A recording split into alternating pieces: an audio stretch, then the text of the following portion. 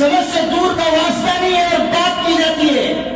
اگر آپ کو علم نہیں ہے بات مت کیجیے. جو قیادت کا فیصلہ ہے اس کو قبول کیجیے اور اس راستے پر چلیے. طرح طرح کی باتیں پیدا کرنا یہ اپنے حریفوں کے ہاتھوں کو مضبوط کرنا ہے. اس قدر مشکل حالات میں بھی اگر آپ اختلاف اور مخالفت کی راہ اپناتے ہیں تو یہ علامت ہے کہ آپ کا ضمیر مر چکا ہے. آپ کے اندر اپنی ملت سے وفاداری کا احساس باقی نہ رہا. آپ دو لفظ کہنا آپ نے سیکھ لیا, دو لفظ لکھنا آپ نے سیکھ لیا تو سمجھتے ہیں کہ ساری دنیا کے عقل آپ کو تحفہ کر دی گئی ہے. جو لوگ کوئی فیصلہ کر رہے ہیں ایسا نہیں ہے کہ وہ علم سے اور عقل سے پیدل ہیں.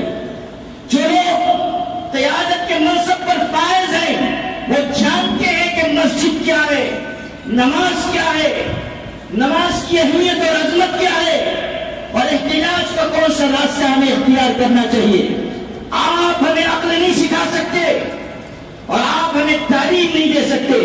جو حدود آپ کے ہیں اور جو اوقات ہے اسی میں رہیے, اس سے آگے بڑھنے کی کوشش نہیں کیجیے. یہ بھی سمجھ لیجیے کہ آج جو صورتحال اس ملک میں بنی ہوئی ہے, ہماری وحدت, ہماری اجتماعیت, ہمارا ایکجٹ ہو کر آگے آنا, پرامن ہو کر اپنے حقوق کے لیے آواز بلند کرنا, یہی کامیابی کی راہ ہے. قوموں پر حالات آتے ہیں, مشکل وقت آتا ہے اور پھر گزر جاتا ہے. اگر ہم نے بیداری کا ثبوت دیا, اگر ہم نے اس موقع پر سب لوگوں کو ساتھ لے کر اپنے حقوق کے لیے آواز اٹھائی, وہ وقت دور نہیں ہے کہ کامیابی آپ کی طرف جھومے. اللہ اپنے دین کی مدد کرنے والوں کی خود مدد کرتا ہے. قرآن میں اعلان ہوا یا ایھا الذین آمنوا کونوا انصار اللہ, اے ایمان والو اللہ کے دین کے مددگار بن جاؤ. جب وقت آئے آواز دی جائے, وقت کی, صلاحیت کی, مال کی, جان کی قربانی دو.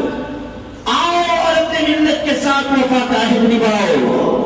آؤ اور رسول کریم صلی اللہ علیہ وسلم کی امت کے ساتھ ہمدردی اور غمخواری کا فریضہ انجام دو. آؤ اور ملت کے تئیں آپ کی جو ذمہ داری ہے اس کو اختیار کرو.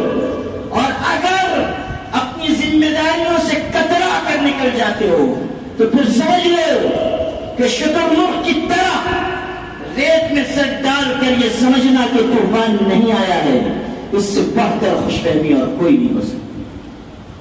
آج وقت ہے کہ ہم پرامن رہتے ہوئے اپنے حقوق کے لیے آواز اٹھائیں, اپنے ہندو بھائیوں کو بھی سمجھائیں کہ مل جل کر رہنے میں اس ملک کی عافیت ہے.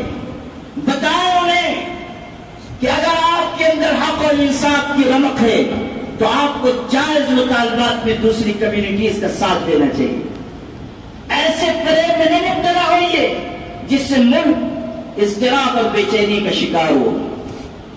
اور انڈیا مسلم پرسنل لا بورڈ نے پورے ملک کے مسلمانوں سے یہ کہا ہے کہ آپ پرامن رہتے ہوئے اس قانون کے خلاف جد و جہد کریں.